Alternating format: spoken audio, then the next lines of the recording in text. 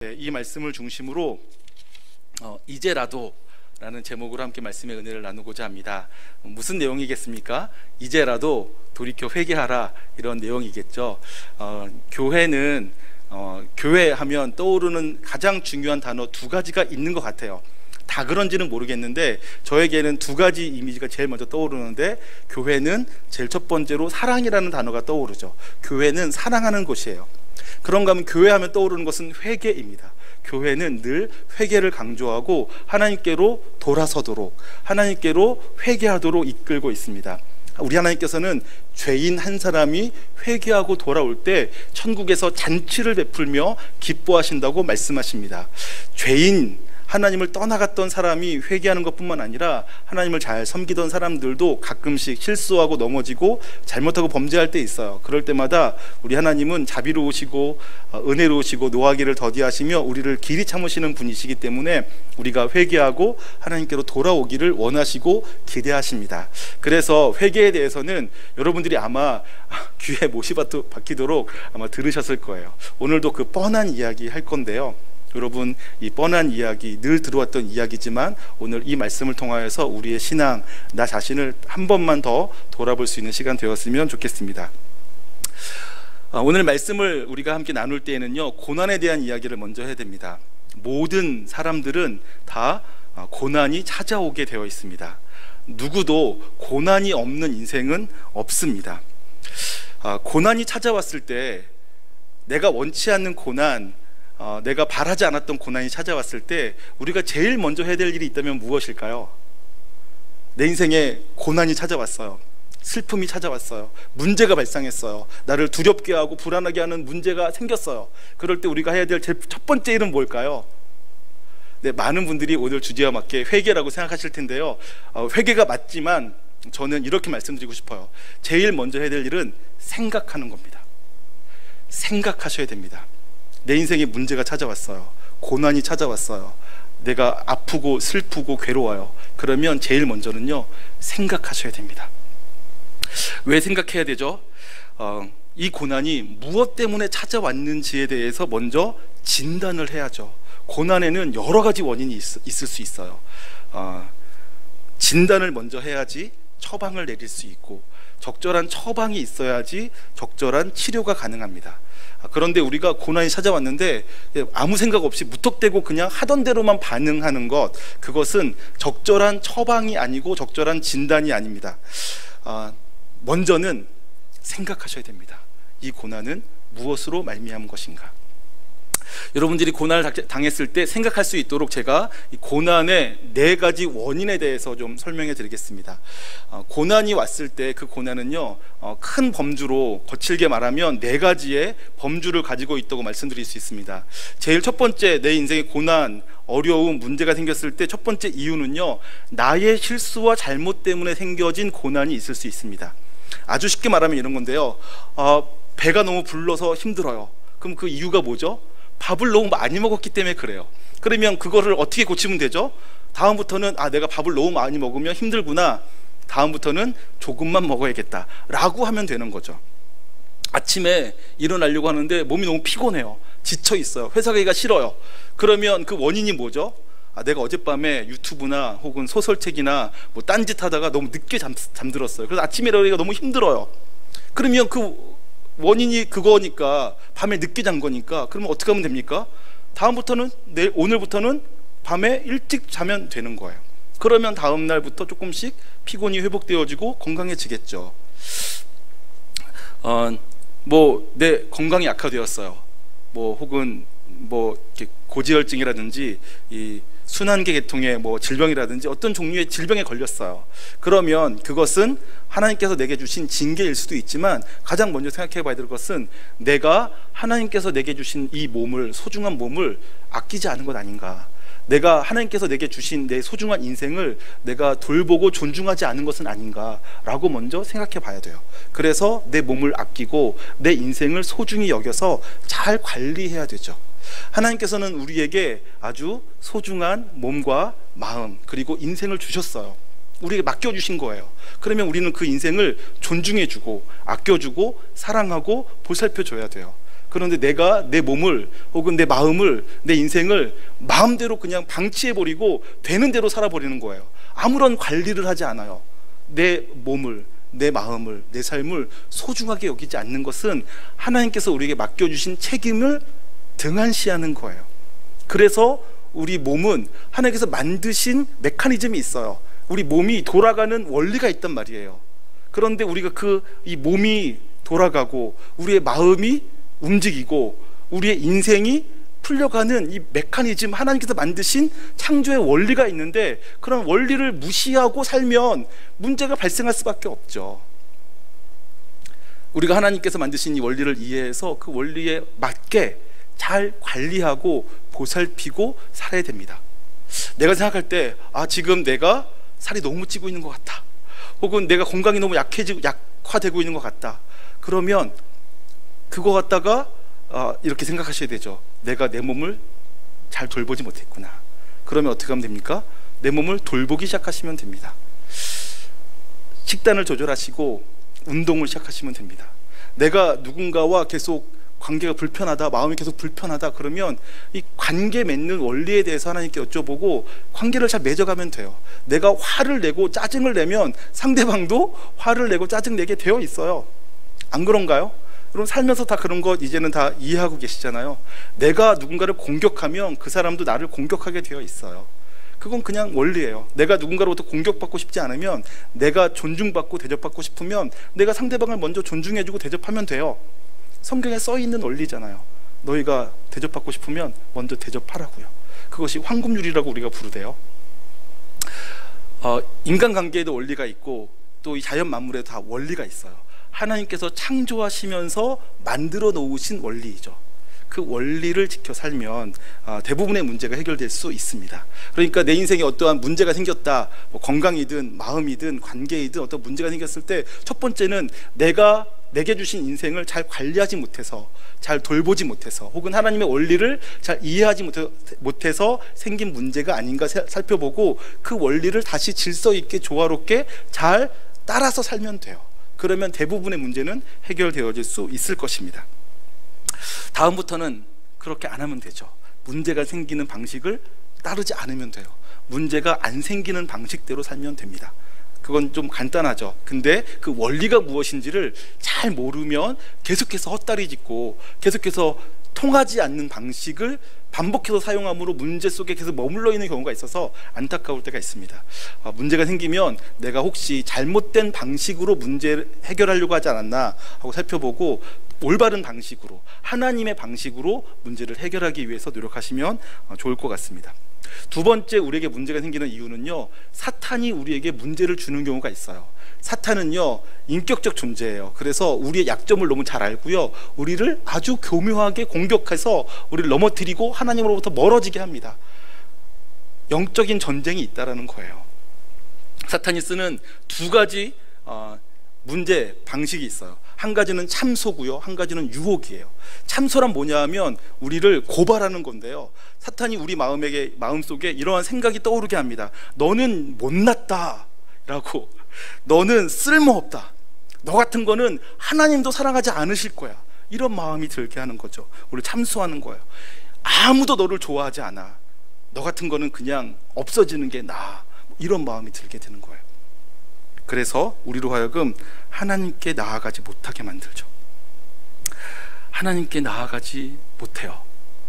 나 같은 것을 하나님이 좋아하실 리가 없지, 이런 생각이 들면서 나 자신을 아주 열등하게 만들고요, 나를 아주 우울하게 만듭니다.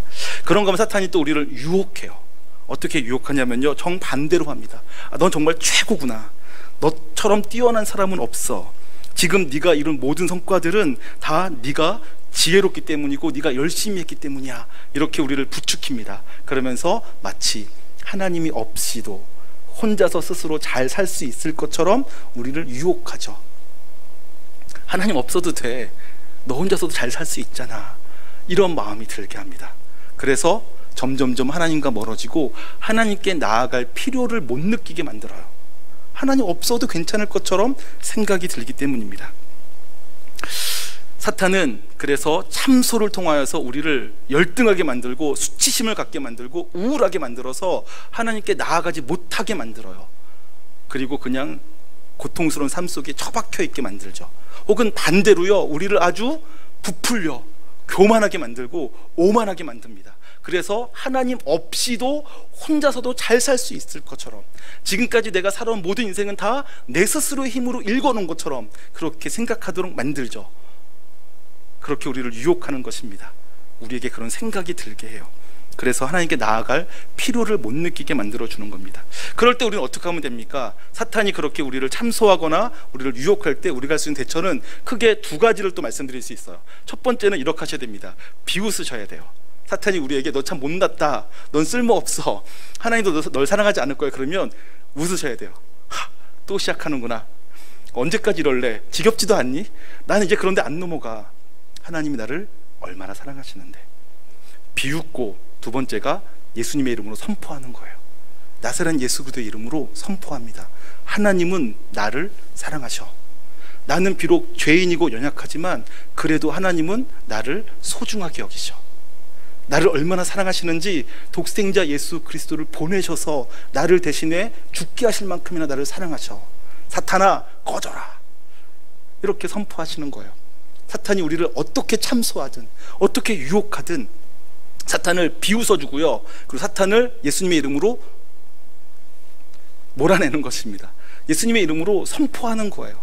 하나님이 나를 얼마나 사랑하시는지, 나를 얼마나 소중히 여기시는지, 그리고 내가 지금까지 살아온 것은 모든 것이 다 하나님의 은혜였다라는 고백과 선포를 하는 거죠. 아무리 나를 교만하게 만들려고 해도 아니 그렇지 않아, 내가 한 게 아니야, 지금까지 내가 누려왔던 모든 것들은 다 하나님의 은혜로 인한 것이야. 나는 하나님 없이는 단 한순간도 살 수 없어. 그렇게 고백하고 선포하는 걸 통해서 사탄의 유혹이나 참소를 우리가 물리칠 수 있습니다. 여러분, 사탄에게 넘어가지 않으시길 바랍니다. 영적 전쟁에서 지지 마시고, 사탄이 우리를 어떤 식으로 하나님으로부터 멀어지게 만들고 하나님 없이도 살 수 있을 것처럼 생각 들게 하고 하나님께 나아가지 못하게 할 때 그 모든 것들을 다 비웃어 주고요, 아니 성경 말씀대로 나 자신에게 하나님 앞에 고백하고 선포함으로 이기시고, 어떠한 경우에든 하나님께 바짝 다가가 하나님 앞에 머물러 있으시고 하나님으로부터 주어지는 은혜와 사랑을 풍성히 받아들이실 수 있기를 주님의 이름으로 축복합니다. 여러분, 세 번째는요, 세 번째와 네 번째는 하나님으로부터 온 것인데요, 하나님께서 우리에게 고난을 주시기도 합니다. 하나님께서 우리에게 고난을 주실 때 세 번째는 우리를 훈련하시고자 할 때 고난을 주시죠. 여러분, 하나님은 우리가 구원받기를 원하실 뿐 아니라 구원받은 우리가 성장하고 성숙하기를 원하세요. 예수 그리스도의 장성한 분량에까지 자라가게 되기를 원하세요. 그래서 우리가 자라가야 되는데, 자라가기 위해서, 성장하기 위해서는 우리에게 고난도 필요합니다. 연단이 필요한 것이죠. 그래서 하나님께서는 고난과 시련을 통해서 우리를 자라가게 하십니다. 그렇게 하나님께서 우리 인생에 우리를 성장, 성숙, 자라가게 하시려고 고난을 주실 때 우리는 무엇을 해야 될까요? 또 하다 보니까 또 두 가지가 방법이 있네요. 첫 번째는요, 인내하는 것입니다. 하나님께서 우리를 훈련하실 때 우리가 할 수 있는 첫 번째는요, 인내하는 거예요. 인내하는 거. 여러분, 인내한다는 것은 자칫 생각하면 아무것도 안 하고 가만히 기다리는 것이라고 생각할 수 있는데요, 근데 성경이 말하는 인내는 그런 것이 아니고요, 고난이 오고 시련이 오고 그래서 내가 삶이 너무 빡빡하게 느껴져도 하고 있는 것, 해야 할 것을 계속해서 해가는 것이 인내입니다. 뭐라고요? 내가 지금까지 해오고 있던 것들을 아무리 힘들고 어려워도 계속해서 꾸준히 해가고 있는 것이 인내라고요. 이 일을 해가는 것에 어떠한 기쁨도 즐거움도 보람도 느껴지지 않아요. 그래도 그 일을 계속하는 거예요. 학교에 가서 공부하는 것이 내게 왜 필요한지, 내가 왜 이렇게 공부해야 되는지, 내가 왜 이렇게 열심히 뭔가를 해야만 되는지 이유를 못 발견하겠어요. 그럴 때 인내하는 거예요. 어떻게 해요? 학교에 가서 그냥 하던 대로 공부하는 거예요. 그게 인내입니다. 내가 왜 직장에 나가야 되는지, 왜 직장에서 이렇게 힘들고 어려운데도 이 일을 계속해야 되는지 잘 모를 때 내가 해야 될 일은 그만두는 것이 아니라 인내하는 거예요. 하던 거 계속하는 거예요. 그 이유를 발견할 때까지, 하나님께서 그 의미를 발견하게 하실 때까지 그냥 하던 거, 재미도 없고 기쁨도 없고 보람도 없어도 그 일을 계속하는 게 인내입니다. 예배 드리러 왔어요. 예배 드리는데 말씀이 들리지도 않고 찬송하는데 아무런 기쁨이 없고, 그래서 마스크 썼으니까 아무도 모르겠지 하고 입을 꿈쩍도 안 하고 가만히 있어요. 찬송할 만한 마음이 전혀 들지가 않아요. 예배를 드리는데 하나님의 임재가 느껴지지 않고 아무런 감동이 없어요. 그러면 이럴 바에 차라리 집에서 쉬는 게 낫지 라고 생각하고 안 오는 것이 아니라, 그러할지라도 인내하는 거예요. 어떻게 해요? 아무런 감동이 없고 하나님의 임재가 느껴지지 않고 아무런 기쁨이 내 속에 경험되지 않는다 할지라도 계속해서 꾸역꾸역 교회에 나오는 거예요. 찬송하는데 아무런 기쁨이 없어도, 아무도 알아주지 않아도 입술을 벌려 찬송을 부르는 거예요. 이렇게 메마른 심정으로 부르는 찬송이 무슨 의미가 있을까라고 생각이 들어도 그 찬송을 부르는 거예요. 그게 인내입니다. 하던 거를 계속하는 거예요. 믿음으로 아무것도 보이지 않아도 계속해서 걸어가는 것, 그것이 인내입니다. 하나님께서 우리를 훈련하실 때요, 고난을 통해서 연단하실 때 우리가 해야 될 첫 번째 일은 인내하는 거예요. 그냥 지금까지 해오던 것들을 꾸준히 계속하는 것, 그것이 고난에 맞서 우리가 해야 될, 훈련에 맞서 우리가 해야 될 우리 첫 번째 대처 방법입니다. 그런가 하면 두 번째는요, 그렇게 인내하면서 우리가 동시에 해야 될 것이 있는데요, 그것은 우리 주 예수 그리스도를 바라보는 것입니다. 우리 주 예수 그리스도를 바라보라는 얘기는요, 힘드니까 힐끗 주님 쳐다보고 또 힘드니까 잠깐 하나님 도와주세요라고 기도하는 것, 요 정도 하는 것을 의미하는 것이 아니라요, 성경의 표현에 의하면 우리의 시선을 하나님께, 예수님께 고정하는 것을 의미하는 거죠. 우리가 하나님께 훈련받고 있을 때, 시련을 당할 때 우리가 해야 될 일은 인내하며 계속해서 주님을 바라보는 거예요. 우리의 시선을 주님께 계속 머물러 있게 하는 거죠. 주님, 이유가 무엇입니까? 주님, 제가 여기서 무엇을 배워야 됩니까? 하나님께서 나를 사랑하시는 걸 내가 분명히 알고 있고, 하나님은 선하신 분이라는 걸 알고 있는데, 하나님께서 제게 이러한 고난을 만나게 하셨고 시련을 경험하게 하시고, 그런 나로 하여금 뭔가를 배우고 성장하게 하실 터인데, 제가 거기서 믿고 있는데 제가 여기서 뭘 배워야 되는지 모르겠습니다. 하나님, 저를 좀 도와주세요 라고 하며 하나님께 우리의 시선을 고정하고 있는 거죠. 그럴 때 인내는 우리를 연단하고요, 그 연단은 마침내 우리로 하여금 소망을 이루게 만듭니다. 그러므로 여러분, 하나님께서 우리를 훈련하고 다듬어 성장하고 성숙하게 하기 위해서 우리에게 인생에 시련을 주실 때마다 여러분, 인내하시며 어떻게 해요? 하던 거 계속 하시면서, 그러면서 계속해서 주님께 우리의 시선을 고정하고 주님 앞에 머물러 계셔야 됩니다. 그래야지 그 모든 고통의 순간, 시련의 순간을 통과해서 성장, 성숙을 경험할 수 있습니다. 제가 보니까요, 성숙한 분들이 정말 많이 계세요. 그런데 성숙한 분들은 부모님을 잘 만나서 부족함이 없어서, 결핍이 없어서 잘 자라신 분들도 물론 계실 수 있지만, 그런데 제가 만난 정말 존경할 만한 성숙한 분들은요, 다 그 고난의 터널을 통과하신 분들이세요.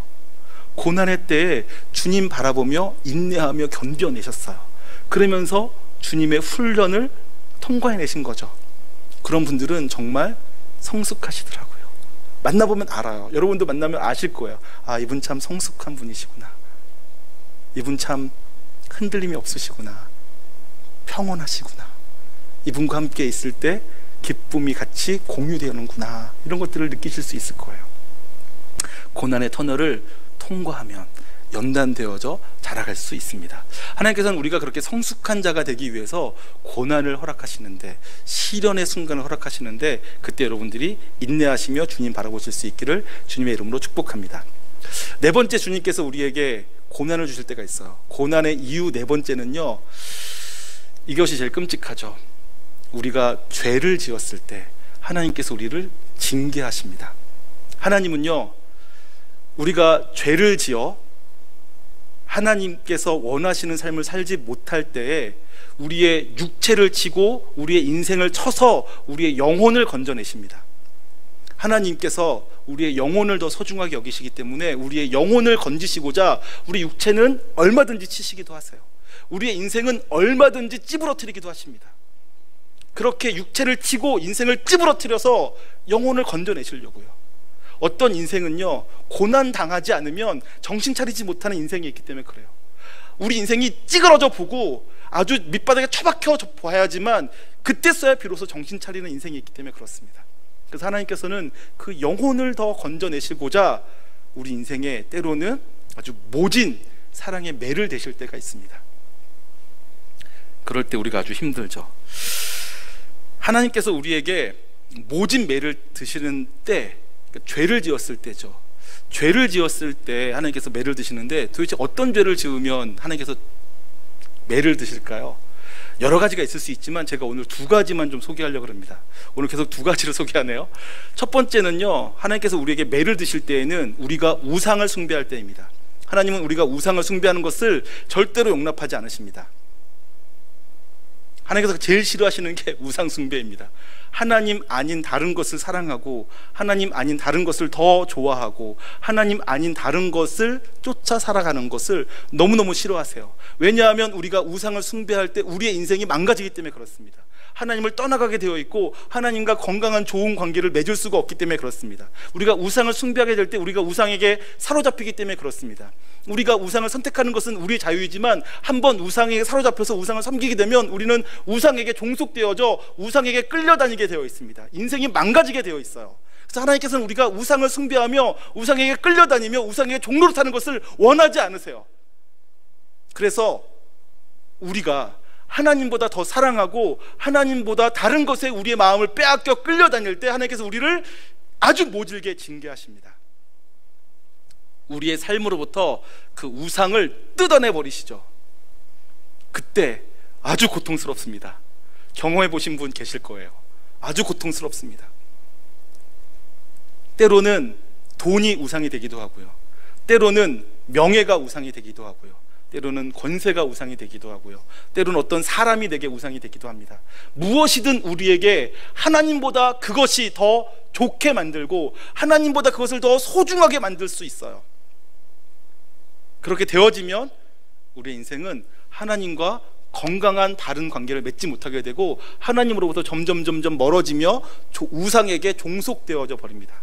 그래서 우리 인생이 망가지게 되죠. 하나님은 그렇게 되기 전에 혹은 그렇게 되어버린 인생을 바로잡고자 고난을 주십니다. 두 번째, 하나님께서 우리의 인생에 징계를 내리시는 이유, 우리의 죄가 뭐냐 하면 그것은 자기 사랑, 자기 중심주의 혹은 이기주의라고 표현되어지는 것입니다. 이것도 굉장히 무서운 죄이죠.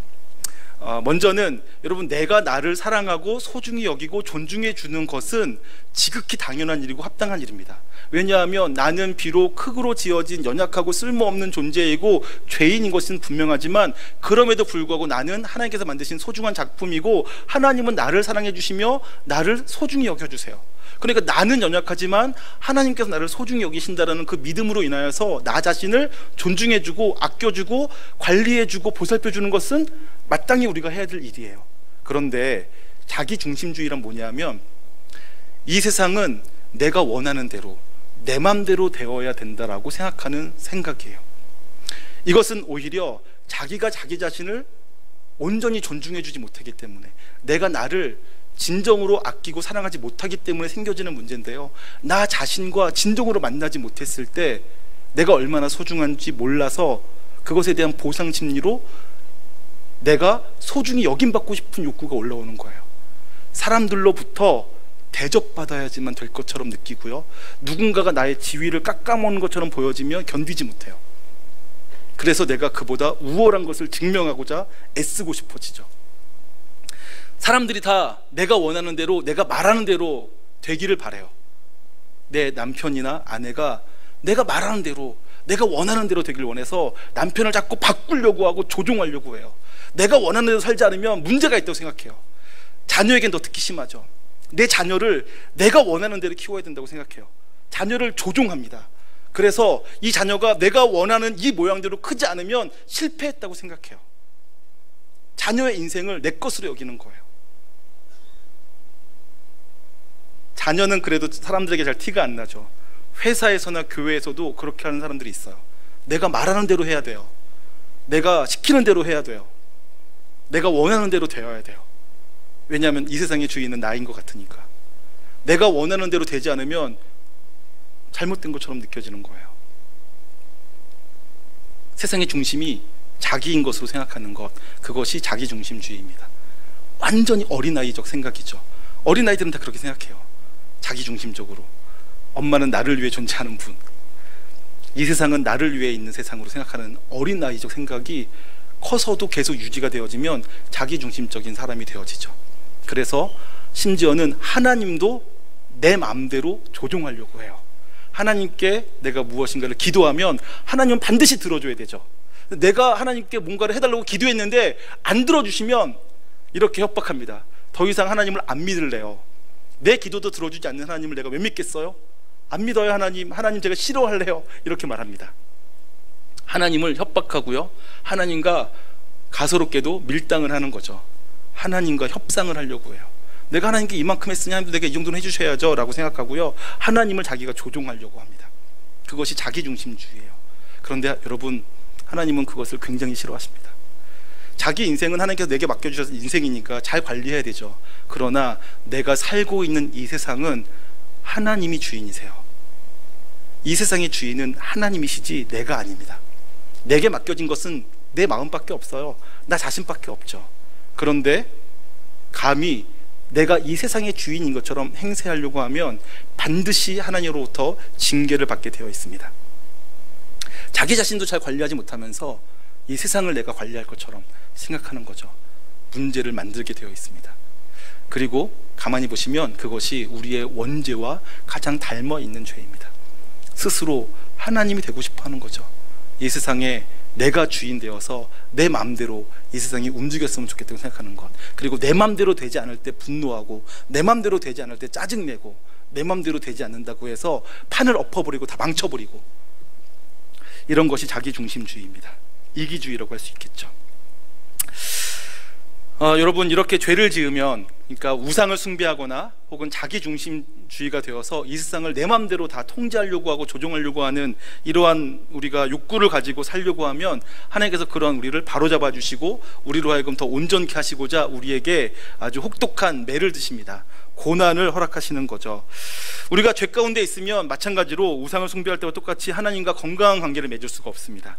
하나님과의 진솔한 만남이 이루어지지 않죠. 그래서 하나님께서 동일하게 고난을 통해서 우리를 쳐서 우리의 영혼을 건져내시고자 우리에게 징계를 허락하십니다. 하나님께서 우리를 훈련하시고자 혹은 때로는 징계하시고자 우리 인생에 고난을 허락하시죠. 자, 여기까지 정리해 볼까요? 우리 인생에 고난이 찾아오는 이유는 여러 가지가 있을 수 있는데, 첫 번째는 나의 관리 잘못, 나의 실수, 나의 부족함 때문에 생길 수 있어요. 그러면 그거 깨달아서 고치면 됩니다. 잘 관리하면 되죠. 두 번째, 사탄이 우리에게 그러한 고난을, 어려움을 줄 수 있어요. 세 번째는 하나님께서 주시는 건데요, 훈련하시고자, 성장케 하시고자 고난을 주실 수 있어요. 네 번째는 하나님께서 우리를 징계하시는 건데요, 우리가 죄를 지으면, 특별히 우상을 숭배한다거나 혹은 자기중심주의가 되어서 내가 스스로 하나님처럼 되려고 할 때 하나님께서 우리를 징계하십니다. 그런데 이 네 가지를요 당하면 뭐가 뭔지 잘 헷갈릴 때가 있고요, 섞여 있을 때가 많아요.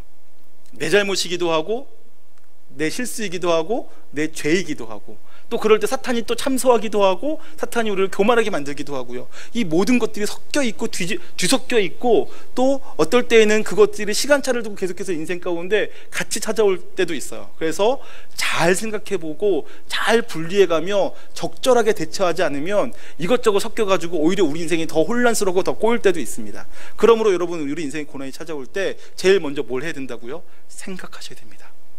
하나님 앞에 나와 머물러 하나님과 함께 생각하셔야 돼요. 그것을 성경에서는 어떻게 표현합니까?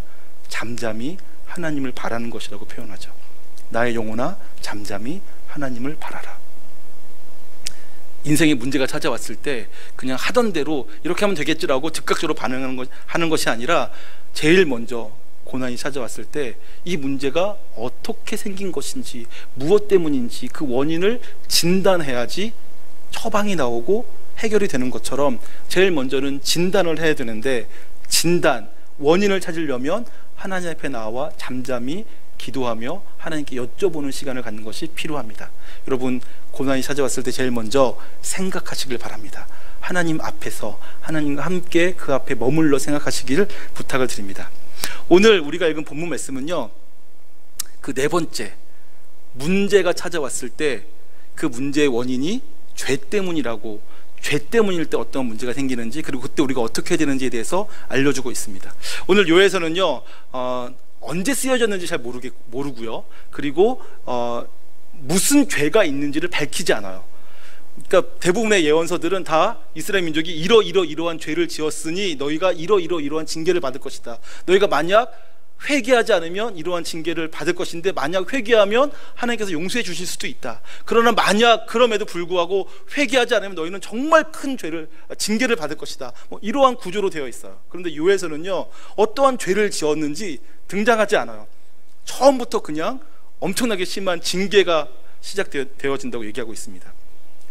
그렇게 쓰여진 이유는 잘 모르겠지만 우리가 추측해 보건대 이 요엘서 말씀은요 모든 세대의 모든 사람에게 어떠한 경우에든 다 해당되기 때문에 이렇게 기록되어 있지 않는가라고 학자들이 추측하고, 저도 그렇게 생각합니다. 그 정확한 이유야 모르지만 어쨌든 여러분 요엘서 말씀을 잘 귀담아 들었으면 좋겠습니다. 요엘서에 그 죄가 무엇인지는 모르지만 하나님께서 어떠한 죄 때문에 하나님의 백성을 징계하세요. 그런데 하나님께서 우리를 징계하실 때 어떻게 하시냐? 여기서 또 두 가지 방식이 나오네요. 첫 번째는요 사람의 즐거움을 마르게 하십니다. 요엘서 1장 12절 말씀 한번 보시겠습니까? 한번 자막 보여주세요. 여러분 요엘서 1장 12절에 보니까 이렇게 기록되어 있습니다. 한번 읽어볼까요? 시작.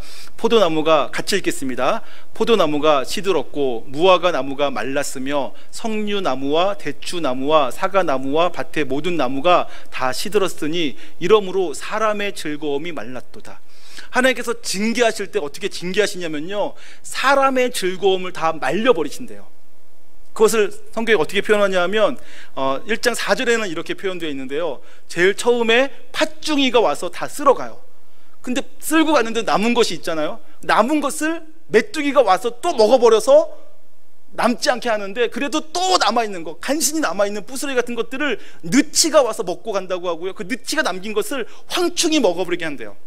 무슨 뜻입니까? 우리 인생에 우리가 즐거워하는 것들이 있어요. 우리가 사랑하는 것들이 있어요. 내가 붙잡고 있는 것이 있어요. 이것이 있으면 내가 좀 안전하고, 이것이 있으면 내가 좀 행복할 것처럼 여겨지는 것들이 있어요.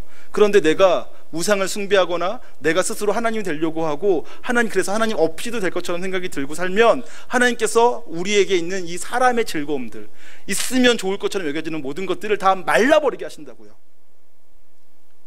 겹겹이 밀려오는 고난을 통해서 다 빼앗아가 버리세요. 어떻게 해요? 팥중이가 와서 먹어버리게 하죠. 그리고 팥중이가 다 먹어갔지만 그래도 요만큼 남았으니 감사하다 하고 있을 때 메뚜기가 와서 또 다 먹어가게 하고요. 다 잃었어. 그나마 요거 있으니 다행이지, 요거 가지고 한번 살아봐야지 하는데 느치가 와서 먹어버리고, 그래서 정말 손톱만큼 남아있는데 황충이 와서 또 먹어버리게 만든대요. 씨를 말려버리는 거죠. 더 이상 즐거워할 거리가 없게 만듭니다. 처음에 하나님께서 우리에게 징계를 주실 때는요 그렇게 사람으로서 즐거워할 만한 모든 것들을 말려버리세요. 더 이상 즐거워할 건덕지가 남지 않게 하십니다. 두 번째는요 성전으로부터 나오는 기쁨과 즐거움이 끊어지게 하십니다. 1장 16절 보실까요? 같이 한번 읽어보겠습니다. 시작. 먹을 것이 우리 눈앞에 끊어지지 아니하였느냐? 기쁨과 즐거움이 우리 하나님의 성전에서 끊어지지 아니하였느냐? 여러분, 사람의 즐거움이 끊어지는 것도 고통스럽지만요 하나님을 믿는 하나님 백성이요 성전으로부터 오는 즐거움이 끊어지면 이건 진짜 비참한 것입니다. 여러분 중에 아마 고난당해서 모든 것을 잃어본 적이 있으신 분도 계실 수 있어요. 그럴 수 있습니다. 그런데 그때에도요 성전으로부터 오는 즐거움이 남아있으면 살아나요. 세상은 이해 못해도 나는 하나님과 나 사이에 비밀이 생기는 거예요. 하나님이 주시는 기쁨이 있어요. 그래서 세상 사람들 눈에는 내가 비참하게 보일지라도 나는 괜찮아요. 나는 평온할 수 있어요. 성전으로부터 기쁨이, 즐거움이 계속해서 내게 공급되기 때문에 그렇습니다. 그런데 하나님께서 징계하실 때는요 그게 끊어져요. 하나님께서 우리를 징계하실 때는요 성전으로부터 기쁨이, 즐거움이 끊어져 버립니다. 그래서 아무리 울부짖어도 응답하지 않으시고요 아무리 하나님 앞에서 즐거움을 회복하고 싶어도 기쁨이, 즐거움이 이루어지지 않습니다.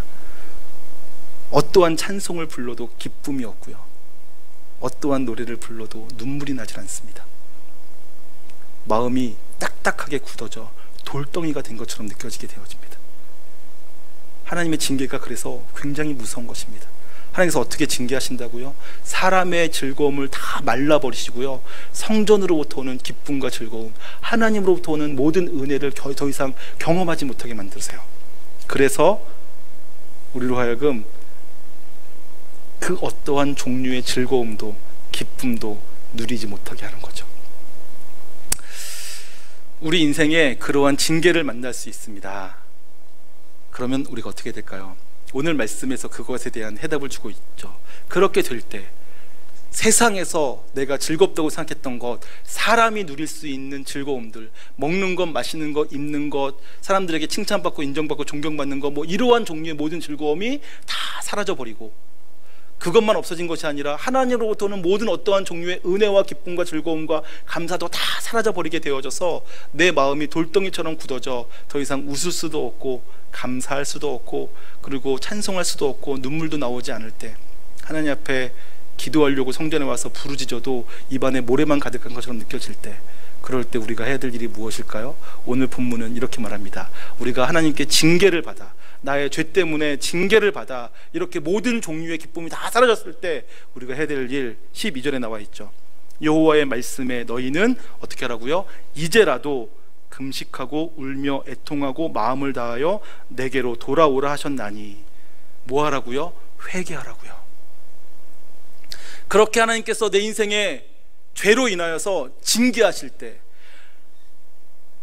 메뚜기와 황충, 느치, 팥중이 이런 것들로 인해서 내 속에 내 사람으로서 즐거워할 수 있는 모든 것들이 다 사라지게 만드시고 하나님으로부터 올 수 있는 모든 기쁨과 즐거움도 다 사라지게 만들었을 때, 내 속에 건조하고 메말라서 돌덩이처럼 굳어져 어떻게 기뻐하려고 해도 기뻐하지 않고 억지로라도 거울 앞에 서서 미소 지어보려고 해도 미소조차 지어지지 않을 때, 하나님 앞에 나와 어떻게 부르짖어 보려고 해도 입만 뻥긋뻥긋하지 아무 소리도 나오지 않고 입안엔 모래가 가득한 것처럼 느껴질 때, 그럴 때 뭐 하라고요? 이제라도, 그렇게 느껴지면 이미 늦었지만 이제라도 회개하라고요. 회개하면 산다고 알려주고 있는 것입니다. 여러분, 우리 인생에 그런 일이 벌어지지 않으면 좋겠지만 사람은 다 죄인이기 때문에 죄 저지를 수 있죠. 그래서 우리가 하나님 앞에서 죄를 끊고 영원히 살고자, 육체가 멸하여서 영원히 살고자 하나님께서 우리를 치시고 징계하실 때가 있어요. 그러면 우리가 그럴 때 해야 될 가장 좋은 반응은 무엇이라고요? 회개하는 것입니다. 저와 여러분이 하나님 앞에 회개할 수 있도록 있으시기를 주님의 이름으로 축복합니다. 그런데 여러분, 이스라엘 민족은요, 회개하는 데 전문가였어요. 이스라엘 사람들만큼 회개 잘하는 민족이 없어요. 고난이 찾아온다, 적군이 쳐들어온다, 문제가 생겼다, 그러면 그들이 제일 먼저 뭐 하냐면요, 재 위에 올라가서요, 재를 뿌리면서 머리를 헝클어뜨리고 옷을 찢어요. 그러면서 화로다, 화로다, 화로다 이렇게 외치고요, 껌뻑하면 그렇게 회개합니다. 왜냐하면 회개해야지 산다라는 것을 경험하고 배웠기 때문에 그렇죠. 그런데 그렇게 하다 보니까 나중에는 그게 형식이 되어버렸어요. 하도 문제 생기고 죄를 지으면 회개하면 산다고 하니까 이제 죄를 지어서 내 인생에 문제가 찾아오고 고통이 찾아오고 대적이 찾아올 것 같으면 생각도 안 하고 그냥 재 위에 올라가 죄를 뿌리며 옷을 찢어버리는 회개 행위를 하는 거예요. 우리처럼요. 그랬더니 하나님께서 이렇게 말하죠. 너희 옷을 찢지 말고 제발 부탁인데 마음을 찢어라. 내가 원하는 것은 너희 옷 찢는 게 아니다. 재 위에 올라앉아서 재를 뿌리며 화로다 화로다 화로다 외치는 것이 아니라 너희 마음 찢기를 원한다. 내가 도대체 무슨 죄를 얼마나 끔찍하게 저질렀는지 절절하게 깨닫기를 원하고, 그 죄가 얼마나 심각하게 내 인생을 파괴하고 내 주변 사람들을 힘들게 만들었는지를 절절히 깨닫기를 원하고, 그것 때문에 네가 통곡하며 마치 결혼식 날 신부가 신랑이 죽은 것을 보았을 때처럼 애통해하기를 원한다. 그런 회개를 하기를 내가 원한다. 마음을 찢기를 원한다는 거예요. 그리고 더 이상은 이렇게는 도저히 못 살겠다라고 자리를 박차고 일어나서 하나님을 향해 뛰어가기를 원한다. 옷을 찢지 말고 마음을 찢어라, 이렇게 말합니다.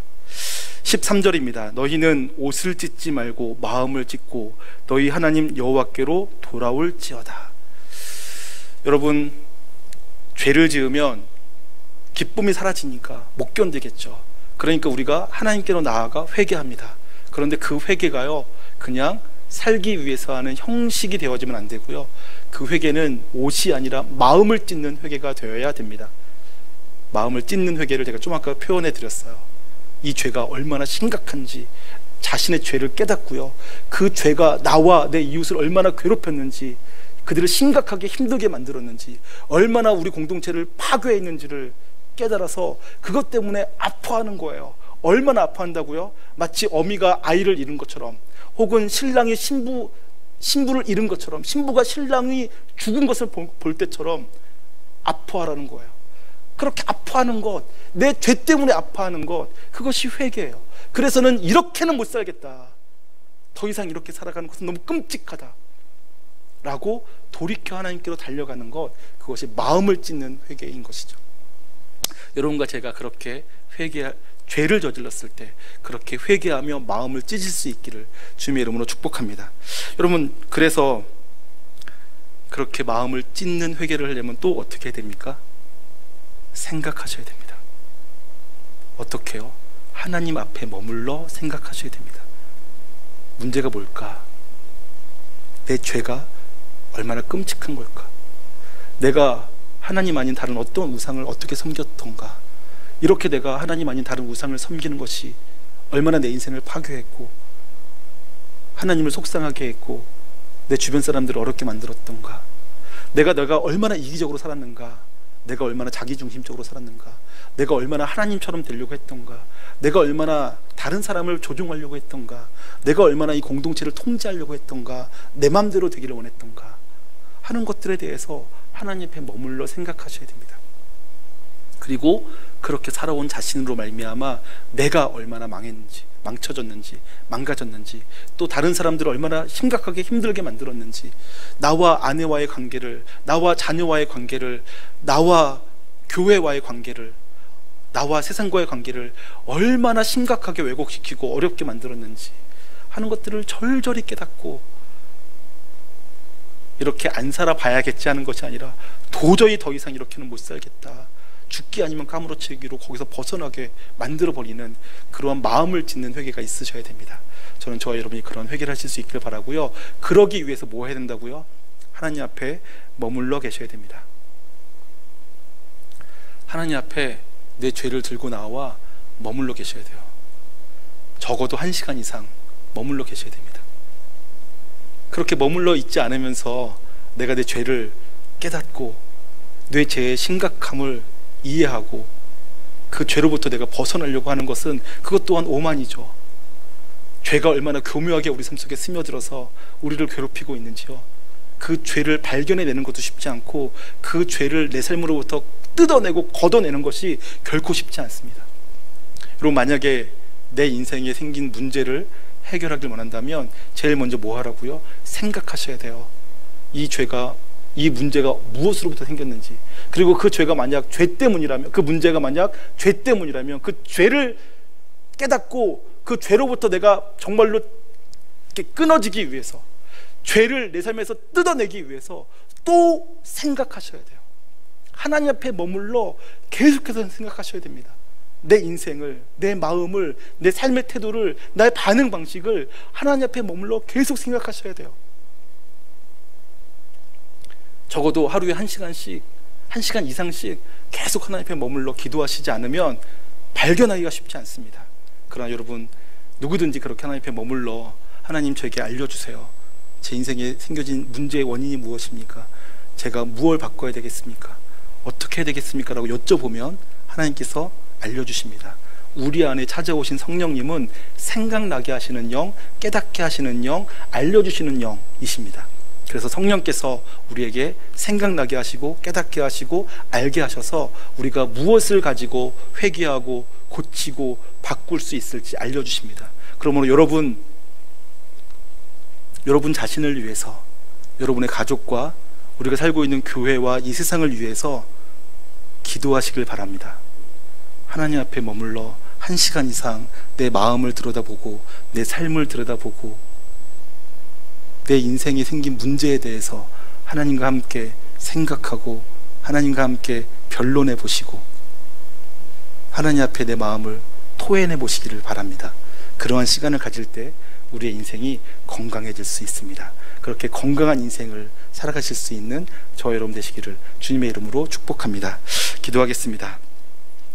사랑과 은혜가 풍성하신 하나님 아버지, 늘 연약하여 실패하고 쓰러지고 범죄하기 쉬운 우리들, 그러한 우리를 하나님께서 버려두지 않으시고 붙잡으시며 우리의 영혼을 건지시고자 때로는 고난도 허락하여 주시니 감사합니다. 우리가 하나님 앞에 고난당할 때, 징계를 받을 때 원망하고 불평하고 도망치고 넘어져 있기보다는 하나님 앞에 머물러 하나님과 함께 생각하고 나의 죄를 끊어버릴 수 있기를 원합니다. 우리가 하나님 앞에 머물러 기도할 때 우리 안에 주신 성령께서 우리의 죄가 생각나게 하시고 우리의 문제가 생각나게 하시고 우리가 어떻게 변화되어야 될지 생각나게 하셔서 우리의 삶이 성장하고 성숙하고 죄를 끊어버리며 거룩하여질 수 있도록 역사하여 주시옵소서. 감사드리며 존귀하신 예수님의 이름으로 기도하옵나이다. 아멘. 찬송하시겠습니다.